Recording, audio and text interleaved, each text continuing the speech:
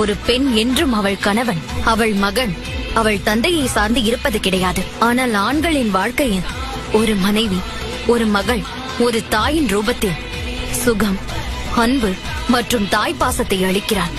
ஆண்களின் வாழ்க்கையில் சுகதுக்கங்களில் பங்கேற்கிறாள். ஆணின் பாதி அங்கம்தான் பெண்.